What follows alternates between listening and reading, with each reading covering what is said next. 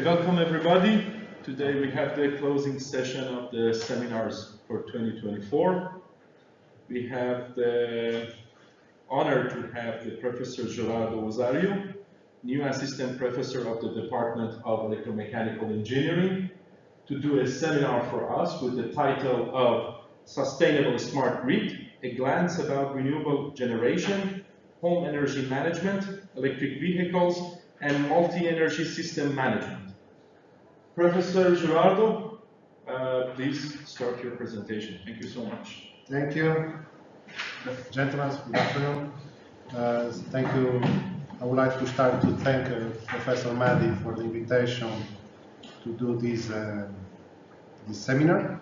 I hope that with this you may have a spread idea about the concept of a smart grid and how in the electricity sector smart grid is faced and on the computational way you can model the problems and face the problems close to the reality. Don't forget that always when we start with a modeling concept, most of the time we can capture the most relevant features of the reality, but it's not always the reality that happens in the model. Okay, so even the results that I will present here is only an approach that considers several aspects, but don't consider all the uncertainty, all the stochastic behavior that is around the smart grid concept. This presentation will have the glance about the smart grid. Okay, I will talk in brief about the concept of smart grid, and then I will try to present in brief two works that were developed in collaboration with other research institutions and universities. One of them is towards sustainable smart grid, smart cities, that creates a home energy management system for efficient energy utilization.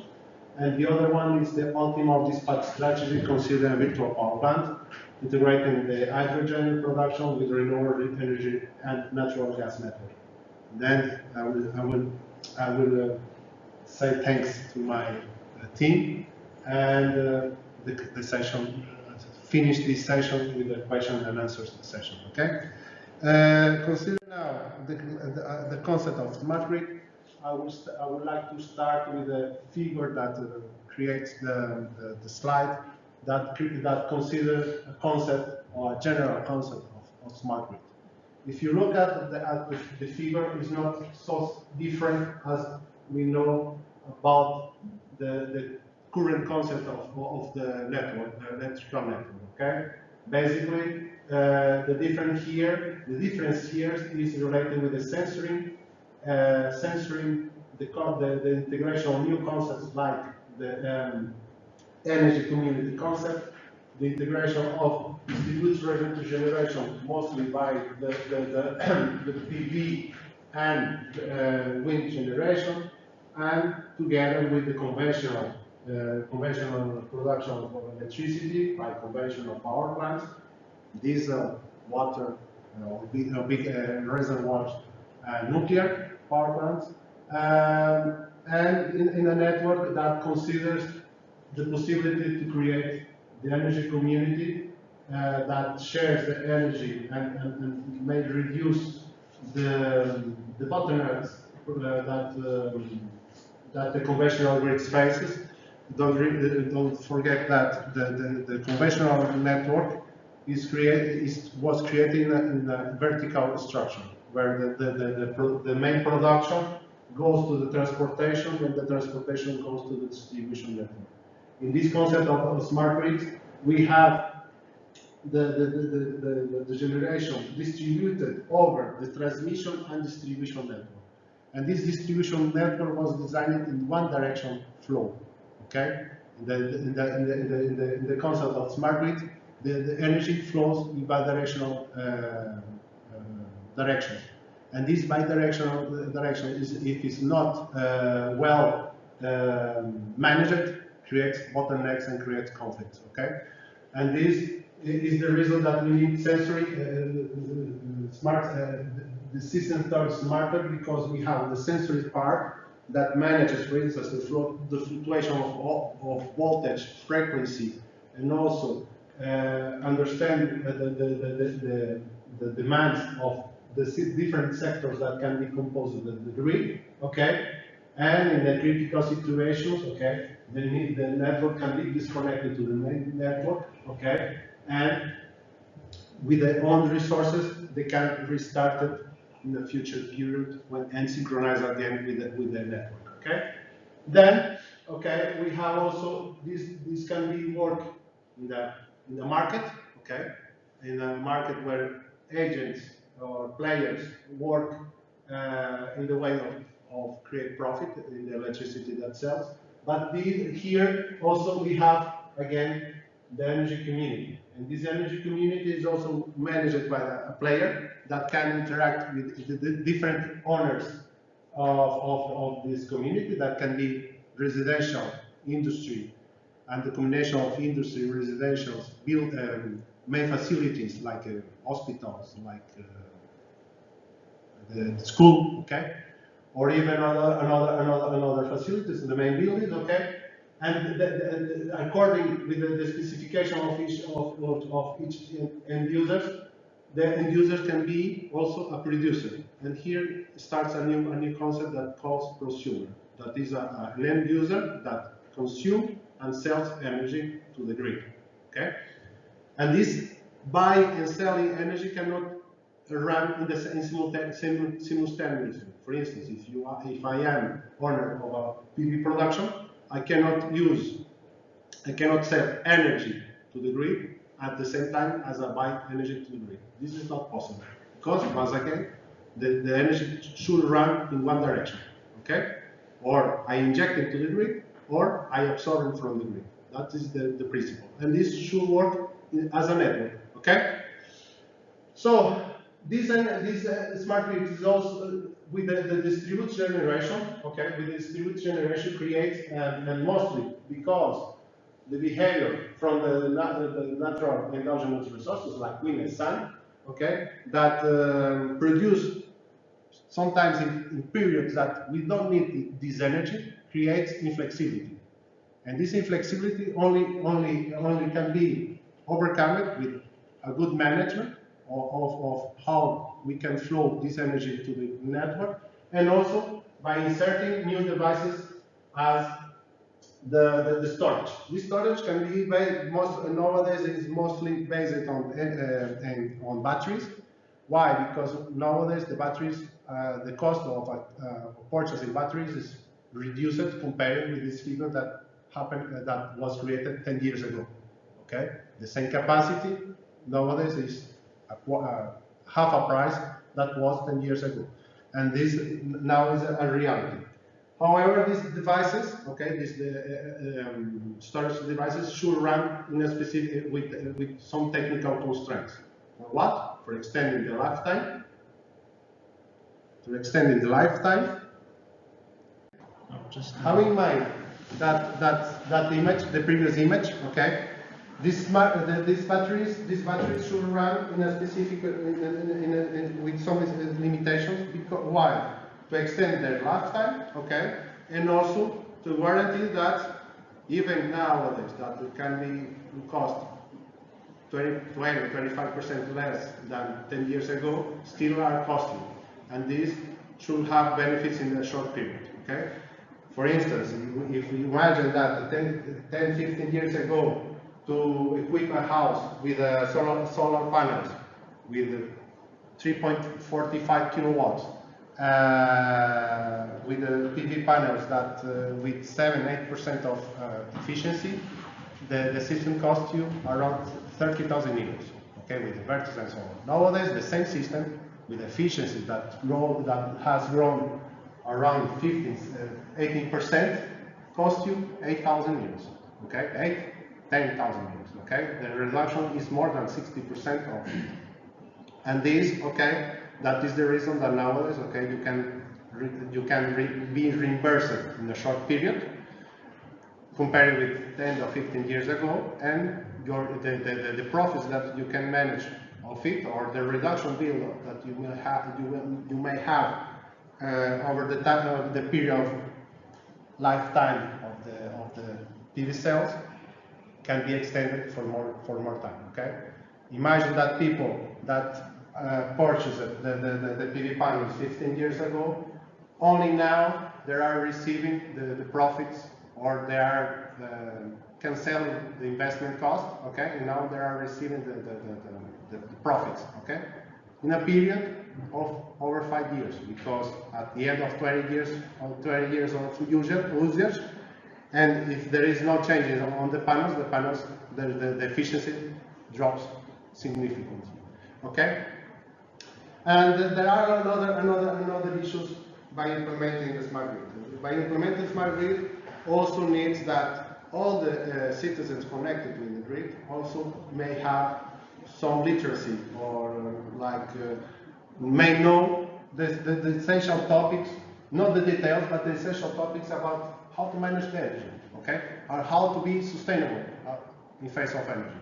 Because if we look now and look at 30 years ago, or look at 30 years ago, okay, we are still growing in our demand about energy, okay, and this is not sustainable, because if we continue in the same pattern by consumption, okay, in 10 years more, and with the growth of civilization, okay, our demand for energy will turn totally unsustainable. Okay, there is no way to power systems face all the demand that is necessary for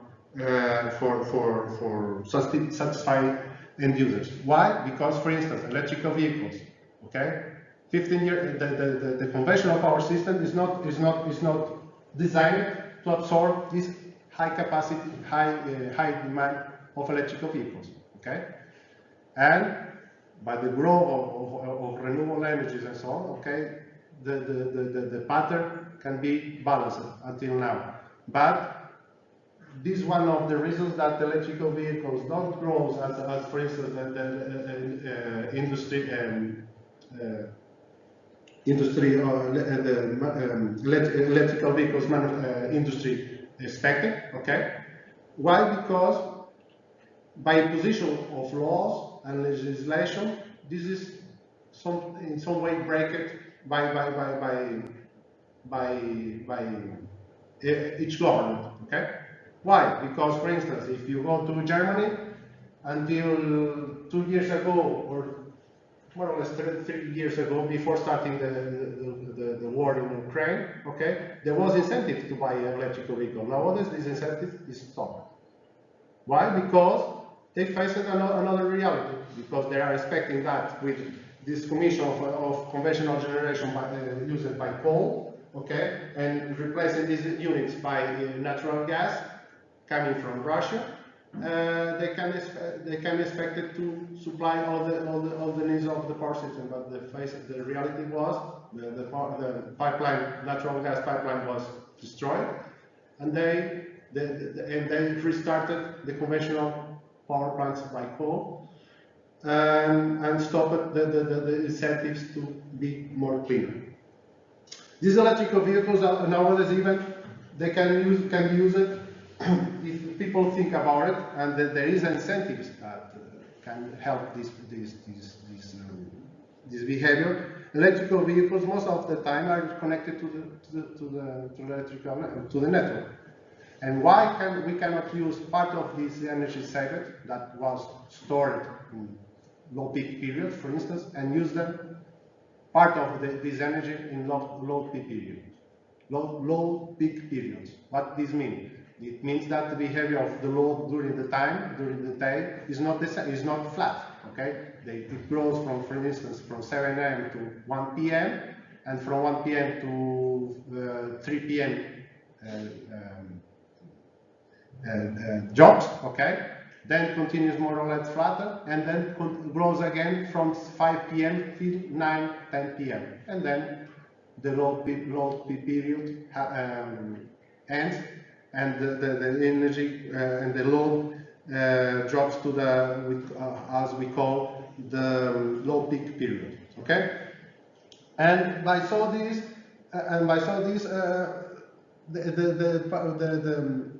the electricity production should be always balanced. Don't forget that in the electrical system, all the energy that flows in the line should be consumed by the same time or stored. In the worst situation can be stored, but there is no energy saved in the line. Okay. And continue now about the smart grid sustainability. We cannot forget that the concept of a smart grid should be concerned by the Sustainable Development Goals declared by the United Nations, and also visible in some programs like the 2013 and 2015 European goals that tries to be power system and electricity in the industry sector and even the transportation sector should be decarbonized by the end of 2050. Okay, they delay a bit, but until 2015, Europe should be totally or near zero system about emissions. Okay, and this should be always in the sustainable, because why? The smart grid should follow the core of the the Sustainable Development Goals. That the main core is this one, okay? The sustainable cities and communities, okay? But also should cover other goals like the affordable and clean energy, because if you use endogenous resources like wind and solar, because, for instance, Portugal is good with wind onshore and offshore and solar, okay? We can, at the end, okay, it's expected, it's not happening now, but in some point, the energy could be cheaper, okay? And it should be affordable. And not affordable in the network, but can be affordable by the owners, because the owners can be, if there is laws that allows the users to promote their own independence from the grid, okay? They are acquiring energy by free. Okay, and then combining this goal and the goal 11, okay, we can have a responsible consumption and production. This goal is more related with the production itself in the industry sector, but we can consider that the electricity sector is also an industry. Okay, it's a service industry because it produces the electricity that we are consuming, okay? And this should be in a responsible way, okay? There are good examples around us that, okay, we are installing as much as without any information to end users about renewables that are not sure if they are necessary or not, okay? And this could be not in a responsible way. Or they are installing in situations, for instance, that they are damaging farms that previously was used for farming food, and now there are a wind farm or a solar farm that at the end of the usage, okay, the soil will be totally corrupted, okay? And also we can also consider that the smart grid also follows feels some topics about the goal 9, about the industry innovation and infrastructure, because the smart grid concept is also considering the IoT or the Internet of Things technology, is considering as well the artificial intelligence and also automated processes. Okay. So now, considering the concerns regarding climate and environment, the climate changes and the environmental emissions, okay, the smart grid also tries to create the path to be more cleaner as possible. Okay, but we need to guarantee we still need to guarantee the mix. What is the mixed energy? The energy mix, okay, it is the conventional production and the renewable production, okay? And also we need to follow also the trends of the people, because we can say, why not install nuclear power plants? Okay, nuclear power plants can satisfy all our demands, okay? But to manage a nuclear power plant, for instance, in the context of Portuguese consumption, is high.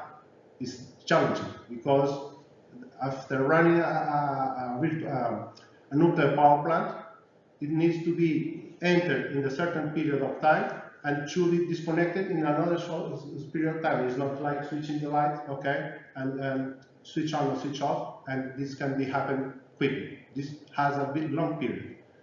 Instead, for instance, a diesel power plant, okay, can enter and go out, or a natural power plant can enter and go out in a shorter period, in a time of 10 to 15 minutes. And these are restrictions that power systems should face all the time. And also the volatility of renewable generation, because imagine that you are expecting to produce, imagine 1 gigawatt of wind generation in a period of 1 hour, and when you do your bid in the electricity market, it's not happening. You have a quarter, or you have more than one gigawatt hour, 1 gigawatt of energy produced. If you have more, okay, it's not bad, because if you connected to the other network, you can sell the excess to Spain. But if you are isolated, this energy should be, or you disconnected the renewable generation, you are not optimizing your production, or you should be saved, stored by pumping or storing the energy. Okay. So the modernization of our system should happen, okay, in an economic way, okay. And here, okay, and this will be the next our discussion will be the multi-energy systems, or energy hubs, or the controlling the power system as a virtual power plant. What is the concept of the virtual power plant? It's the concept that 30 years ago was a full idea, okay, it was not idea. Realizable idea, because the production was centralized. And nowadays, with the decentralization of the production, the same producer can have different spots of production, okay? And creating the virtual power plant, you can also consider that the virtual power plant is on one unit, okay? Consider the distributed generation, and you can manage how they run as the owner of this distributed generation. Okay. Also, we need also mechanisms to create the regulation of the market. Okay. And introduce more emerging technologies. Okay. For conversion, storage, that helps to create the flexibility and create the decarbonization process reliable and robustness as possible with quality. Okay. Also, we need to consider, okay, the importance of a new concept that is emerging now. That is the concept of zero energy buildings. Okay.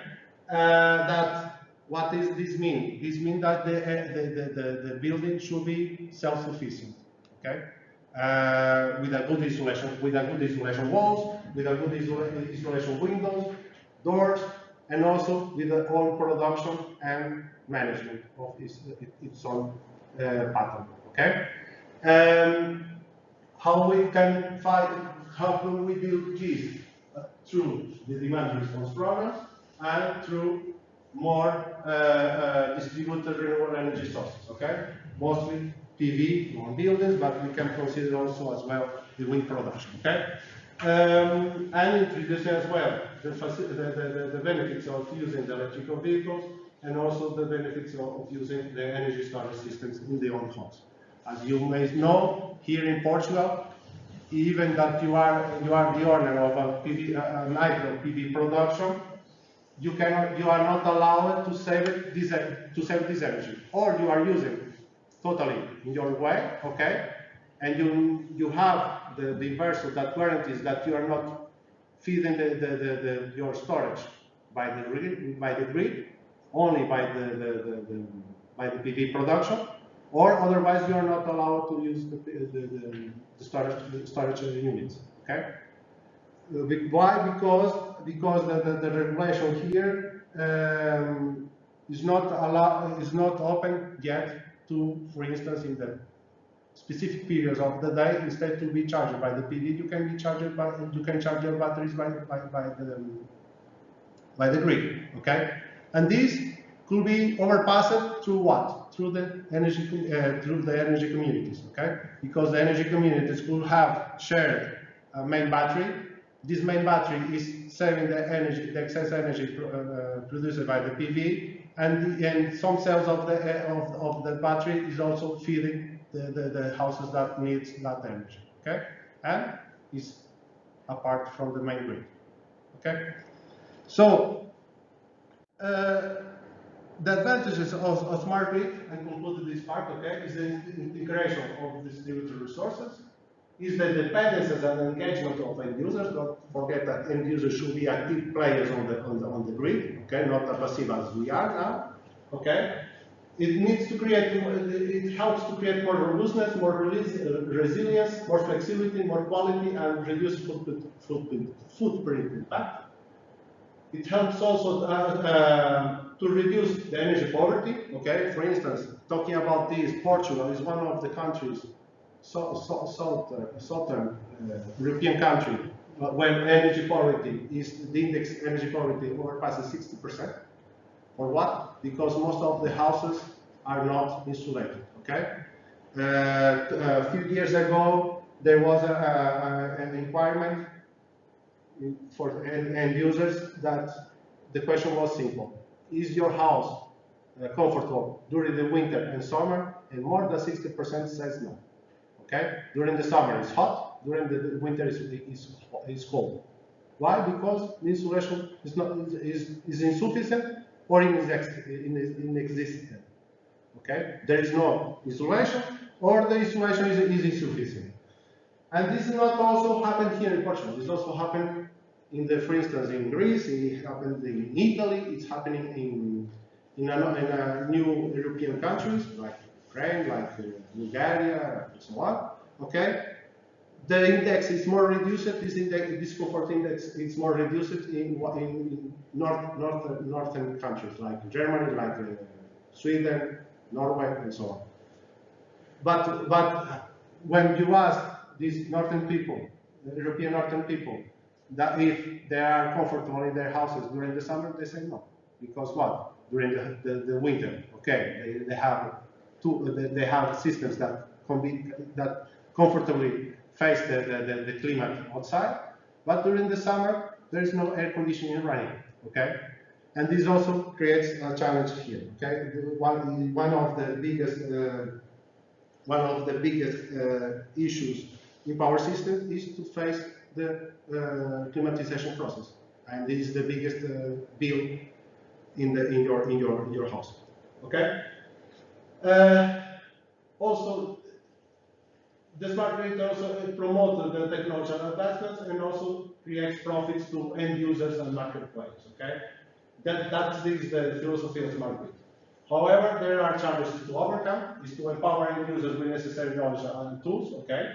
Nowadays, this is somehow faced, but most of the people doesn't know how to play on the market or how to use correctly the tariffs that are contracted to the main supplier, to the retailer, and this is also a problem here.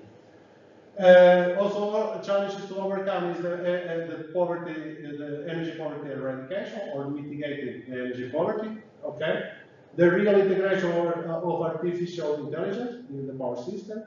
Overcome also the technological, economic, and societal barriers, and a universal. When I say here universal, it's a common legislation, for instance, in Europe, that allows more freedom users of power systems. Okay. Talking now about the works that I want to present here. One of them, this was the one work made in collaboration with the University of Beira in the Prof Research Unit with Professor João Matias, and in partnership with a PhD student. That is the title, Integration of Home Energy Management System for Efficient Energy Utilization. What is this? Basically, we consider here a smart house with IoT technology, okay, with Internet of Things technology, dotted also as well with the electrical vehicle and its charger, okay, climatization, water heater, and energy storage system with own production of PV, okay. And most of the controllable modes, the climatization, the laundry and washing machine, and other devices are remotely controllable by the user or by a system that is the home energy management system. Okay, and okay, this house is also this house has also the benefits to interact with the power grid, selling or buying the energy when necessary. Basically, this was model considered mixed integer linear programming. Okay, and the main objective function is to reduce the bill of the end users by considering the cost to connect to the grid to home. So it means that the energy that the end users buy from the grid, or subtracting the energy that the end users sells to the grid. Consider as well the discomfort cost that is managed through iterative process, and the interruption cost. This interruption cost means that in case that the home energy management system interrupt the run of a facility, like let's say the air conditioning in the period that was scheduled to run, okay, there is a penalization index, okay, and this penalization is the higher as possible to guarantee that the home energy management system don't disconnect this facility, this asset when it's running, okay. This objective function is constrained to what? To the controllable home appliances, for instance, the running process, okay? Also the modes that are allowed in the home appliances. Also, it's constrained with a vac system, okay? And controlled by the indoor temperature control. With the roof too, also is constrained by the rooftop PV panel. With the energy storage system unit, the electrical vehicle charger, and also with the load balanced and contracted power constraints. Okay, so it means that this home energy management system is allowed to connect, to control and to monitor the behavior of a smart house. Okay, by the decision and by the parameter by finding the decision variables and parameters that controls the system. Okay, and this is solved by the simplex solver dotted by gaps. So, for instance, for the user's preference, the home energy management system should be restricted by the comfort index that also the end users allows to the home energy management system to shift the appliances when necessary. Okay, the electrical vehicle system also needs to know the state of charge of the batteries, and also the energy that is transferred to the electrical vehicle. Okay, the parameters about temperature, about the vac system. Okay, the running of the PV and the running and the restrictions considering the energy storage system, considering that when the energy storage system is saving, is not discharging, or when it's charging, is not discharging at the same time, and also consider the state of charge of the energy storage system. And the result and the data that are considered here is data that comes from the public domain. Okay, this data. The left figure shows the different tires that were considered here, the 3 tires tariff, 2 tires tariff, and there is one that is not considered here, that is the flat tire. Okay, but consider the 3 tires. Okay, we also consider another type of tires for the business days, weekend, or for every day. For every day is quite similar that we use here in Portugal, the tarifa triorária. Okay, for the 2 tires, or in Portuguese, the tarifa biorária. Okay, we also assume the same behavior from business days for weekends and for every day, okay? And the colors means the prices that are practiced for that time slots. For instance, for a Monday to Friday, from 0 to 7 a.m., okay, the energy cost 0.57 euros per kilowatt hour, okay? Here, also on the right figure, we use this data considering the outside temperature of the smart house, okay? That varies from 6-8 degrees Celsius until near 40 degrees Celsius. So we create here a kind of stress about the comfort levels of temperature. And also here there is an example about how the load specification of smart house should run on the house from Monday until Saturday, because the period is 1 week. Okay, but for example, I only show Monday. These values here of the controllable loads changes every day, as well change every day, as change as the period that are running, and also the lower and upper limits from the user, and the lower and upper limits considered by the energy management system. Okay, and this the lower limits, it means time slots. Okay, for instance, this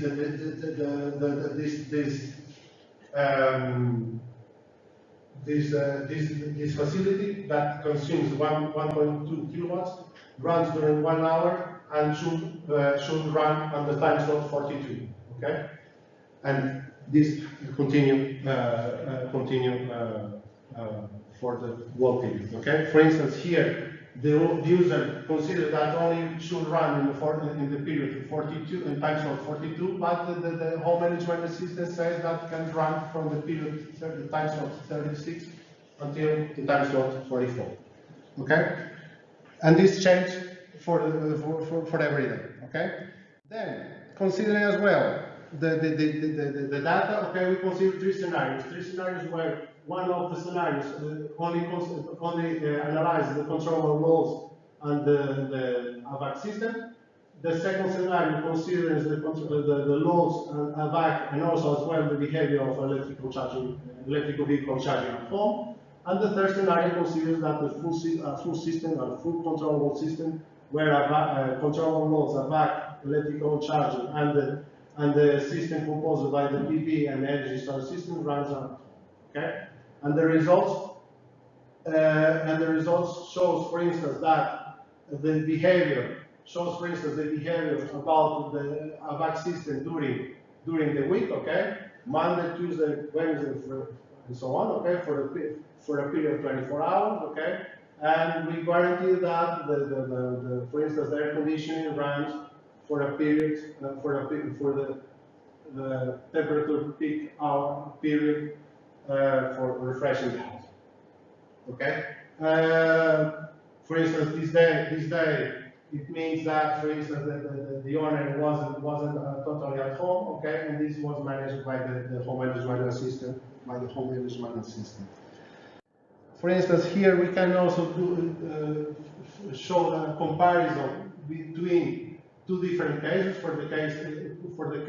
For scenario one, that means that there is no PV energy storage system and no electrical vehicles, and the case 2 that considers the integration of electrical vehicles. And here we can see with and without the home management system working, okay, and the cost consider the different tariffs under study. Don't forget that here is for the week, for the day, and when it is a flat tariff, okay. For instance, in this situation, okay, for instance, considering the integration of electrical vehicles, okay, with the home management system from a 3-tier tariff for a weekend 3-tier tariff, okay, the cost will be 60 euros per day, 69 euros per day, okay. However, for instance, and the electrical vehicle cost will be around 9 euros. But if you use a daily a daily three tires tariff, okay, with the time of use scheme, okay, the value grows a bit, okay. So that there is a need to include the energy storage system because it allows to reduce a bit the costs, okay. Then consider the state of charge. Here, this figure shows the state of charge of the vehicle during the week, okay.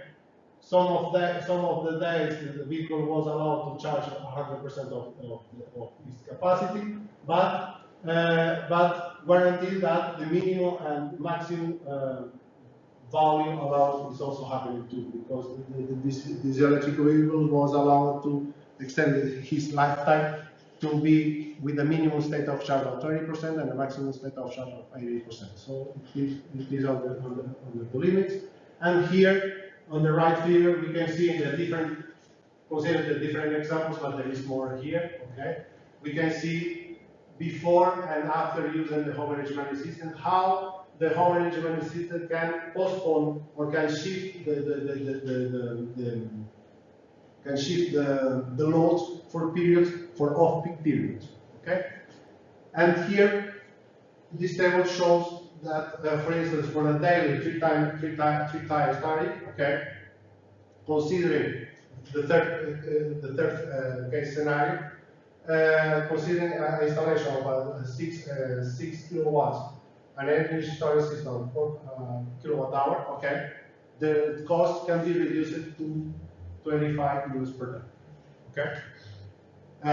If you consider a constant tariff, okay, if you consider a constant tariff with only PV generation and without any storage, as happening most of the owners that has PV, the cost grows to 34 euros per day. Okay. So that is the importance to consider that the smart home also connected to the smart grid, okay, may help the smart grid to be affordable. Now considering another concept, that is the virtual power plant, okay, basically here we can have a conventional generation composed by the electrical boilers, air refrigeration, gas turbines, gas boilers, and renewable generation, okay, heat storage, okay. We can also include here the PV and wind turbine generation, and the new concept about the hydrogen, okay. And the idea here was to understand if, for instance, by doing hydrogenation of natural gas by 10%, okay, by enriching the gas with a plasma of 10% of hydrogen, could be reduce the gas grid consumption, okay. And this could be monitored by a control center as well, okay. Considering this model, okay, we have also here the objective to show the behavior of the virtual power plant for the energy management system, showing the flexibility, exhibit the load shifting, and minimize the energy cost while considering the end user's comfort level. Here, the end user's comfort level is considering the introduction of electrical vehicles, okay, that also are looked at here as a load in the virtual power plant that should be satisfied, okay. For the renewable power generation, we assume some indicators. For instance, a 30 kilowatts PV installation, a 50 kilowatts wind power installation. We consider also 10 different scenarios during the 24 with a time slot of 24 hours. Okay, for 2 seasons, winter and summer. These scenarios were generated considering historical data and they had meteorological forecast. Okay, and the hydrogen production was considered here with an interesting capacity of 20 kilowatts. This is to understand if, for instance, with installation only with a hydrogen generation of 20 kilowatts, PV and wind power can face the generation in a profitable way of hydrogen. The objective function here is also considering four parcels. Okay, the first parcel is the cost of buying energy from the external virtual power plant, electricity and natural gas. The second cell, considering the profits by selling the hydrogen and by selling as well the electricity, the surplus electricity generated by the virtual power plant. Okay. Here, consider this third parcel, considering the production cost mostly by the conventional generation. Okay. And the last parcel, considering all the penalties, considering for wasting the thermal and the cooling, heating, and wasting the renewable generation. Okay. The operational cost here, as again considering here a mixed integer nonlinear programming. Modeling in the software, okay, and the operation was to minimize the operation cost of the virtual power plant, okay, considering the introduction of hydrogen production and management of hydrogen production. Some inputs of the system. On the left, we can see the scenarios generated by the forecast model for the solar production for summer and winter days, and on the right side we can see the wind power production for the summer and winter days. Okay, see the volatility and the random behavior that, for instance, the wind generation has, and this also creates the flexibility inside of the virtual power plant of how to manage the conventional generation in the virtual power plant. Okay, as well as the wind and the solar generation, even considering that the different seasons, okay, the availability of sun reduces during the summer and winter, and also the capacity itself. Okay. For the energy storage system, we will also assume that the energy storage system composed by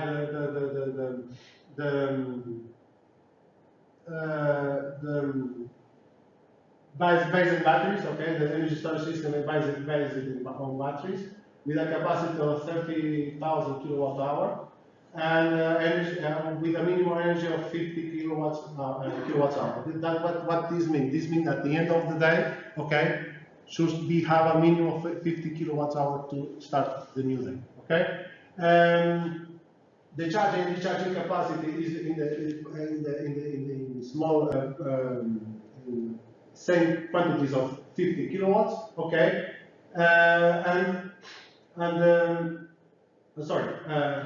Here this is the exchange capacity, okay, for charging and discharging, and the initial and final value at the end of the day during the day should be 200 kilowatt hour. Okay. For the hydrogen storage, we consider the system with a maximum capacity of 500 kilowatt hours. So we have a system that can store the hydrogen produced by the virtual power plant with a minimum capacity also as well of 50 kilowatt hour. Okay. The capacity to charge and discharge was assumed to be 50 kilowatts, and the initial energy should be also the same as the energy storage system of 200 kilowatt hour. Okay. For the heat storage, we assume okay, the capacity of with a capacity of heat storage of 200 kilowatts. Okay, with a charging and discharging capacity of 10 kilowatts, and at the end of the day, should we have a storage heat energy of 100 kilowatt hour. And here is also assuming the capacity of electrical vehicles. Okay, the efficiency of electrical vehicles are around 95% for charging and discharging, and the state of charge to guarantee their lifetime, the robustness of their batteries should be around between 20% and 80%. And the tank vehicles considered here were the most common vehicles available nowadays on the market. Okay. With the respective capacity and charging discharge capacity. Okay. Now, considering also as well some further data, for instance, for selling the hydrogen, since there is no available data about in the market, available in the market or in the public domain, was assumed that the hydrogen was assumed with a price of the electricity plus 20%. Okay. Here is also available the data considering the natural gas for the summer and winter periods and the electricity prices for the summer and winter periods. Okay. On the right, the cost of the natural gas, and on the left, the electricity price in units, monetary units. And here also the test results. We consider 4 test results. Okay, one only by producing the hydrogen. Here the revenue, there are interesting information. For instance, the connection from the by selling the energy, selling energy provokes annual profits of 1%. Okay. For instance, on the summer and during the winter to 100%. However, the worst case scenario was when we tried to introduce the hydrogen in the natural gas, inside of a natural gas pipeline in the virtual power plant, that even with the enrichment of natural gas, with the overall costs grown considerable, not too much, but the worst case scenario. Okay. However, the natural gas quantity used during the summer and winter has reduced, but a small difference between them. Okay, we can say that this result also shows that the hydrogen integration in the electricity in the energy sector only can be viable if there is an interesting quantity of energy, renewable energy installed in the network. Otherwise, it's not profitable. Okay, and the concept to use the gas, the hydrogen producer to inject in the natural gas pipeline is not profitable as well, because even increasing this number, okay, will change significantly the operational area of conventional generation. Okay, so here we can see the distribution of the contribution of each unit by to supply the electrical vehicles during the winter and the summer, and as well as the distribution of about the electrical loads during the winter and the summer, or summer and winter. Okay. For instance, here we can see that the biggest contribution was created by the grid, but as well the combined heat pump, the combined heat production, as well as the gas turbine also contributes significantly to overcome the load from the virtual power plant. Here we can see also distribution also for the contribution for the electrical grid, considering as well the summer and winter periods. Here again, the contributions for the energy storage system, the contributions from the gas turbines during the peak periods, and so on. There are quite different. For instance, for the electrical vehicles integration, okay, there is an interesting behavior here during the periods from 19 to 23 that the electrical vehicles here also are visible, their contribution to guarantee the supply of the virtual power plant, as well as here during the summer. However, for instance, we can see that contribution for the wind turbine during the summer is lower than during the winter. But yet, okay, we can see here clearly that our virtual power plant is mostly controlled by the gas turbine generation. Okay, and this was because the results that was not flexible to use the hydrogen production. So in conclusion, we need to consider in the concept of smart grids a combination of renewable generation in a profitable way and the conventional generation in a profitable way. We need to descarbonize, that is the truth, but not in the crazy way that, okay, we all decommission all the conventional generation, now we will turn totally renewable. This is a foolish idea.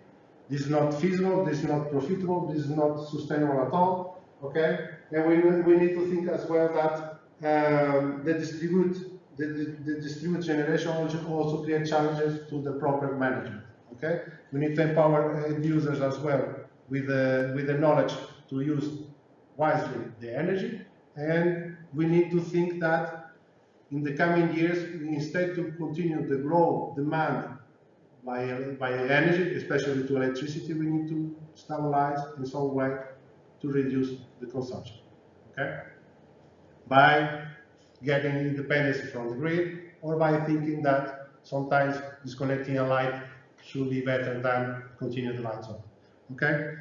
My session, thank you for these people, okay? Professor João Catalão from FEL, Professor João Matias from University of Beira, our colleague Sérgio Santos that is working with us now here in University UBI, Dr. Mohamed Javadi, that is assistant researcher at the NESTEC, and my PhD student Faride Benavati that is working, that is taking the industrial engineering and management PhD in the University of Beira. Okay, my session is finished. Sorry for the extension. I think I overpassed it too much the time. Thank you so much. And thank you very much.